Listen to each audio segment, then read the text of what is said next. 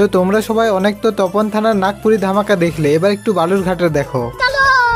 তপন থানার নে deck deck के बालूरघाट ने आली, दुर्गापुर के रेगो छुड़ी के पाटाय रही, धोखा दिले शाली।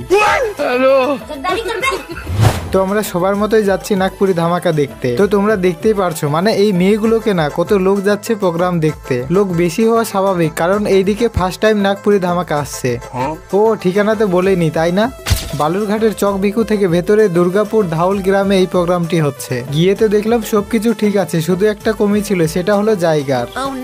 লোক বলার কথা না, একটা জায়গা ফাঁকা নেই, স্টেজের চারিদিকে লোক ভর্তি, তোমরা হয়তো দেখতেই পারছো। এই নাগপুরি অর্কেস্ট্রারের নামটা বলি, সুর Sanga musical band from Siliguri. প্রোগ্রামটা ছিল লক্ষ্মী পুজো স্পেশাল। কি লক্ষ্মী পুজো ছিল সেটা তো আমিও জানি না। এবার সিঙ্গারগুলোর নাম বলি, মিস্টার প্রতাপ, মিস্টার পরমেশ্বর, মিস্টার শহীদ, মিস্টার রাজু, মিস্টার থমাস, আর সাথে মিস পুষ্পা। আর হ্যাঁ, হ্যাঙ্কারের নাম মিস্টার অজয়। এই সারগুলো যদি আমার ভিডিওটা দেখছো তাহলে হয়তো অনেকে বাংলা বোঝো না। ছেলে কাহাতি সবে মানকে, তুহনিকের প্রোগ্রাম হামনিকে খুবই ভালো লাগলে।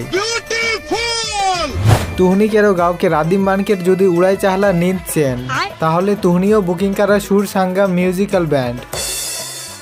দাদা মানকে কন্ট্যাক্ট নাম্বার 7407002416। ইটামে যদি রিচার্জ নাই রাহে তো আর একটা নাম্বার হয় 9509117158।